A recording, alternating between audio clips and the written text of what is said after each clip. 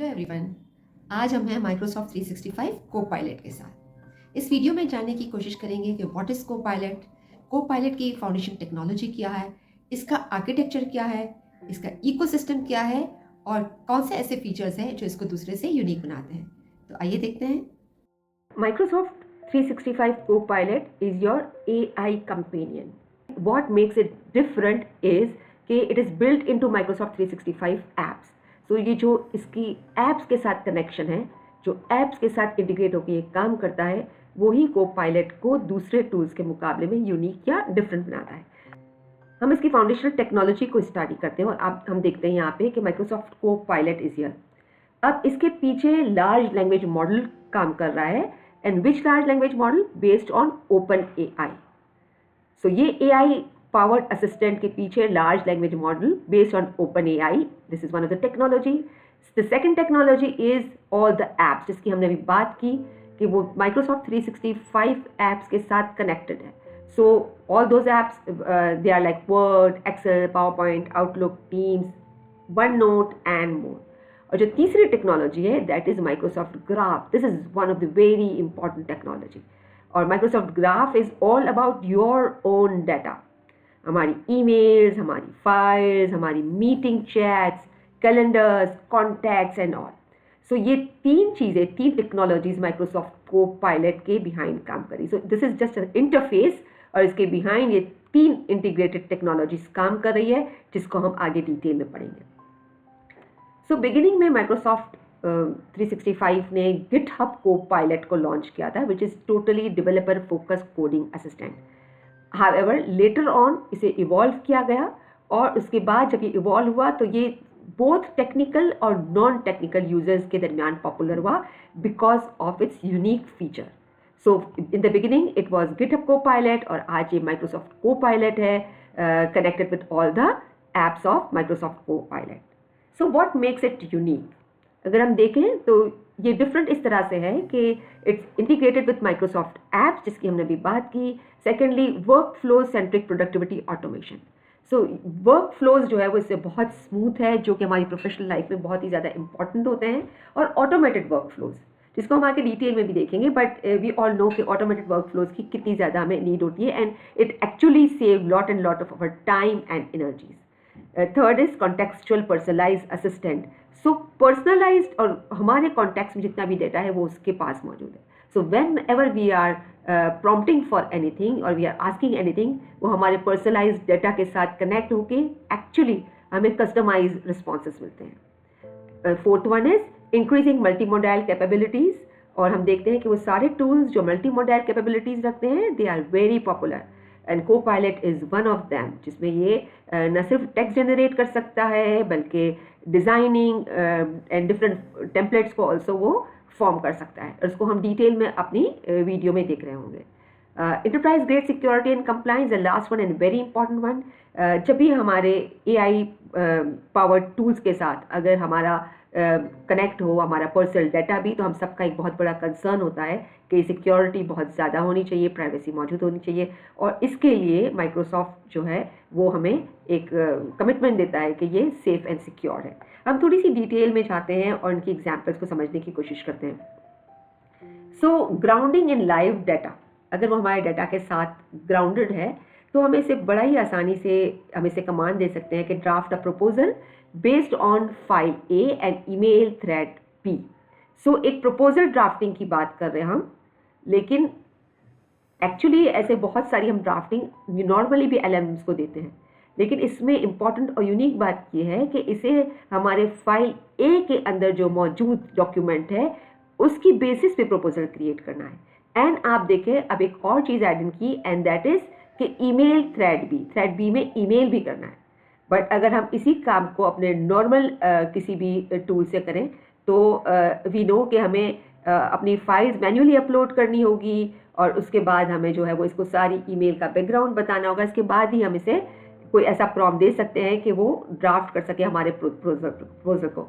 So this is different, और एक तरह से जो है वो ये हमारे डाटा के साथ ग्राउंडेड है, तो ये बहुत ही ज़्यादा कस्टमाइज्ड हमारे प्रपोजल को ड्राफ्ट कर सकता है as per our company information and background. Cross app automation की हमने बात की। सो हम देखते हैं यहाँ पे हम यहाँ पे एक प्रॉम्प्ट क्रिएट किया है, turn this word document into a 10 slide power point. अब हम देख रहे हैं कि हम कमांड दे रहे हैं वर्ड डॉक्यूमेंट में और रिस्पॉन्स मांग रहे हैं हम पावर पॉइंट में, और ये ऑटोमेटेड काम जो है वो कोपायलट कर सकता है, जो हमें स्लाइड्स के लेआउट्स प्रोवाइड करेगा along with speaker notes.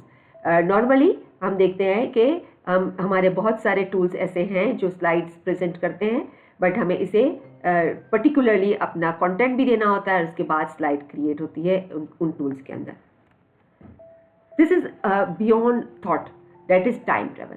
So the prompt is what did I miss in the meeting while I was away. अब हमें ये देखना है कि टीम के अंदर अगर मैंने अपना ज्वाइनिंग लेट की है, और अगर जो है वो मेरे ज्वाइन होने के बाद मैंने कुछ चीज़ें ऑफकोर्स पहले मिस की हुई है क्योंकि मैंने लेट ज्वाइनिंग दी है, तो वो सारा मिस्ड पार्ट हमें कोपायलट एक्चुअली ऑब्जर्व करके कितने मिनट्स लेट हुए हैं उसको ऑब्जर्व करके, और उसके बाद उस पूरे मिस्ड पार्ट की समरी क्रिएट करके दे सकता है और हमें एक्शन प्लान भी दे सकता है।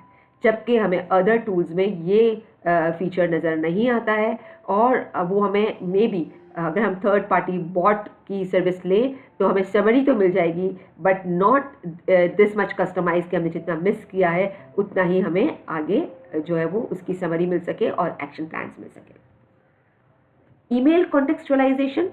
सो यहाँ पे प्रॉम्प्ट है, reply to this thread confirming the dates mention in PDF attach. आप सोचें कि थ्रेड को रिप्लाई करना है और कंफर्म करना है डेट्स को पीडीएफ अटैचमेंट के अंदर जो मौजूद है। तो हमने जो अटैचमेंट डाली है उसके अंदर जाके हमारे टूल को ऑब्जर्व करना है और उसके बाद रिप्लाई करना है इस थ्रेड को। This is very different. जबकि अगर हमें कभी रिप्लाई क्रिएट करवाना हो तो हमें मैन्युअली पीडीएफ जो है वो अपलोड करनी होती है, और उसके बाद हमें पूरा कॉन्टेक्स्ट बताना है अपने किसी टूल को और उसे कहना है कि हमें ड्राफ्ट को रिप्लाई कर दें। Business chat. So search across all my emails, chats and files for project x. अब हमें हमारा कोई भी एक बिजनेस प्रोजेक्ट हो सकता है और उस प्रोजेक्ट के लिए मे बी बहुत सारी ईमेल्स टू एंड फ्रो हुई होगी, बहुत सारी चैट्स हुई होगी, मे बी कुछ फाइल्स भी हमने डाउनलोड की हो। वो सारी की सारी जो है वो इन्फॉर्मेशन वो प्रोजेक्ट एक्स के लिए गैदर करेगा, और उसके बाद हम इसमें मे बी नेगोशिएशन प्लान कर रहे हो, हम सेल्स देख रहे हो, हम मार्केटिंग देख रहे हो, बट यानी ये पिछले लास्ट वीक की पूरी इन्फॉर्मेशन आपके पास गैदर करके ला रहा है और सम अप करके ला रहा है, which save much of your time. जबकि हम कॉमन टूल्स की अगर हम बात करें तो ये पॉसिबल ही नहीं है कि हमारा इंटरनल कंपनी डाटाबेस उनके पास हो और उसकी बेसिस पे वो हमें जो है वो रिकमेंडेशन दे सके। एक्सेल डाटा इंटरेक्शन, चूँकि ये सारे डिफरेंट ऐप्स के साथ कनेक्टेड है, तो यहाँ पर हमने इसका प्रॉम्प्ट देखा है कि visualise the sales trends from this table. तो यहाँ पे वो इजीली एक्सेस के अंदर प्ले अराउंड कर सकता है, वो ग्रिड को मॉडिफाई कर सकता है, कॉलम्स के अंदर फॉर्मूलाज ऐड कर सकता है, और ये सारी चीज़ें जो है वो ऑटोमेटेड होती है जैसे ही हमने इसको कमांड दिया। कॉमन टूल्स को हमें CSV फाइल्स अपलोड करके देनी होती है, और उसके बाद मे बी वो हमें फार्मूलाज रिकमेंड कर भी दे तो हमें मैन्युअली एक्सेल फाइल्स में जाके फार्मूलाज को अप्लाई करना है और फिर खुद पर्सनली मैन्युअली चेंज करना है। सो ये कुछ चीज़ें ऐसी है जो इसे काफ़ी डिफरेंट बनाती है दूसरे टूल्स से। लेकिन जब हम इतनी सारी बात अपने पर्सनल डाटा की कर रहे हैं कि हमारे पर्सनल डाटा जो है वो सारा इस AI पावर टूल के साथ इन्वॉल्व होता है, जो कि जहाँ चीज़ें ईजी करता है और रिजॉल्व भी करता है हमारे प्रॉब्लम्स को, डाटा प्राइवेसी का क्वेश्चन तो आता है। 4 कमिटमेंट्स हैं हमारे पास माइक्रोसॉफ्ट के हमारे डाटा को वो सिक्योरिटी प्रोवाइड करेगा, प्राइवेसी प्रोवाइड करेगा, कंप्लायंस को देखेगा और ट्रांसपेरेंसी मस्ट है।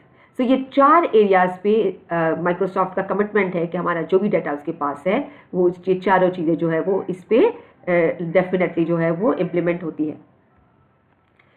जब हम डाटा के साथ काम कर रहे होते हैं माइक्रोसॉफ्ट कोपायलट में तो हमारे पास 3 किस्म का डाटा है, एक डाटा एट रेस्ट, एक डाटा एट ट्रांजिट और एक डाटा इन प्रोसेस।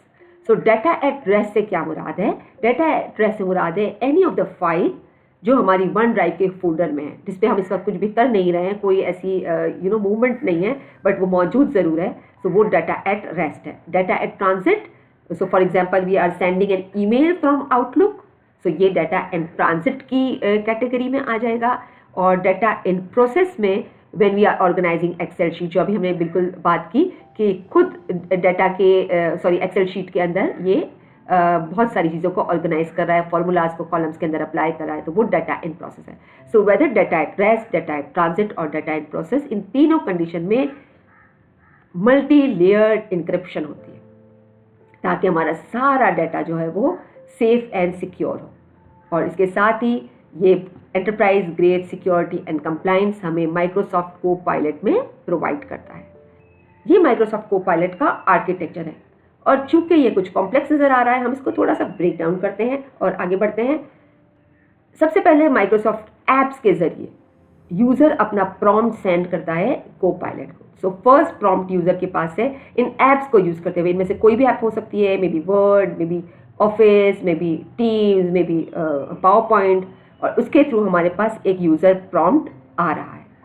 जैसे ही कोपायलट ने यूज़र प्रॉम्प्ट रिसीव किया, the next step is Microsoft graph. इसने अपना प्रॉम्प्ट एक्चुअली ग्राफ के साथ यहाँ पे अलाइन करने के लिए भेजा कि वो देखे कि क्या ये personal emails, files, meetings, chats, calendars और कॉन्टैक्ट्स के साथ अलाइन है।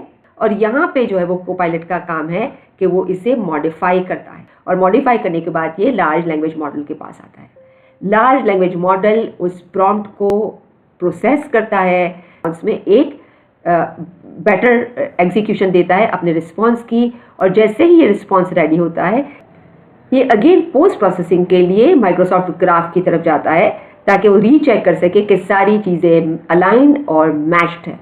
वंस ये सारा पोस्ट प्रोसेस हो जाता है, उसके बाद ये अपने यूज़र तक अपना रिस्पॉन्स प्रोवाइड करता है।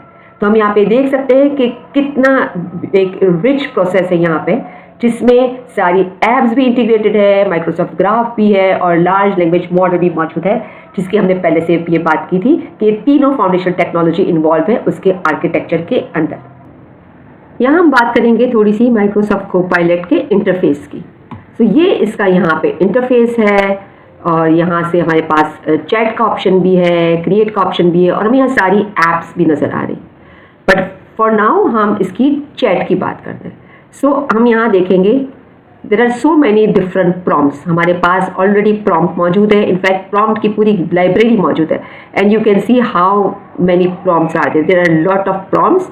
और ये प्रॉम्प्ट्स ऑलरेडी जो है वो यूज़ केसेस का हिस्सा है। जो सक्सेसफुल यूज़ केसेस है उन्हीं के प्रॉम्प्ट जो है वो इस यहाँ पर मौजूद है।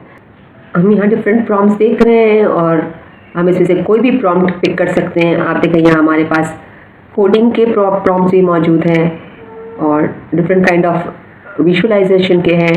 और what we need to do is हमें यहाँ से सिर्फ क्लिक करना है अपना प्रॉम्प्ट जो हमारे रेफरेंस में जो है वो राइट प्रॉम्प्ट है, और उसके बाद जो है वो हमारे पास यहाँ पे आप देखें इस बार में मौजूद है, और we can actually tweak according to our need.